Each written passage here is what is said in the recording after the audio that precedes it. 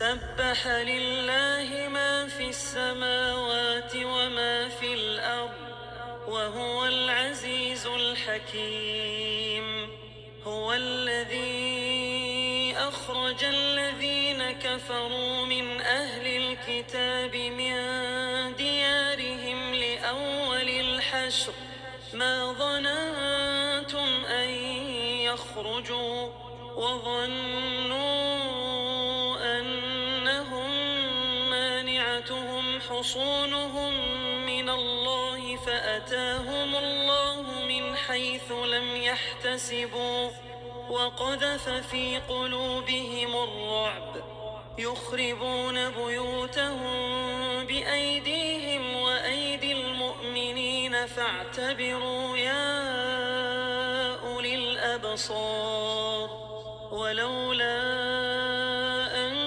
كتب الله عليهم الجلاء لعذبهم في الدنيا ولهم في الآخرة عذاب النار. ذلك بأنهم شاقوا الله ورسوله ومن يشاق الله فإن الله شديد العقاب. ما قطعتم من لينة أو تركتموها قائمة على أصولها فبإذن الله وليخزي الفاسقين. وما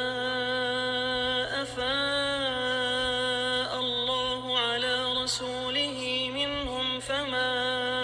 أوجفتم عليه من خيل ولا ركاب ولكن الله يسلط رسله على من يشاء والله على كل شيء قدير. ما أفاء الله على رسوله من أهل القرى فلله وللرسول ولذي القربى واليتامى والمساكين وابن السبيل كي لا يكون دولة بين الأغنياء منكم. وما آتاكم الرسول فخذوه وما نهاكم عنه فانتهوا واتقوا الله إن الله شديد العقاب. للفقراء المهاجرين الذين أخرجوا من ديارهم وأموالهم يبتغون فضلا من الله ورضوانا وينصرون الله ورسوله أولئك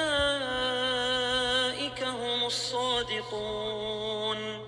والذين تبوأوا الدار والإيمان من قبلهم يحبون من هاجر إليهم ولا يجدون في صدورهم حاجة مما أوتوا ويؤثرون على أنفسهم ولو كان بهم خصاصة ومن يوق شح نفسه فأولئك هم المفلحون. والذين جاءوا من بعدهم يقولون ربنا اغفر لنا ولإخواننا الذين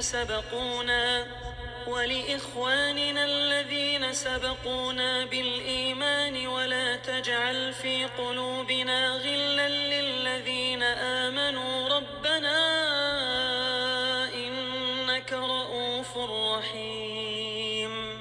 ألم تر إلى الذين نافقوا يقولون لإخوانهم الذين كفروا من أهل الكتاب لئن أخرجتم لنخرجن معكم ولا نطيع فيكم أحدا أبدا وإن قوتلتم لننصرنكم والله يشهد إنهم لكاذبون. لئن أخرجوا لا يخرجون معهم ولئن قوتلوا لا ينصرونهم ولئن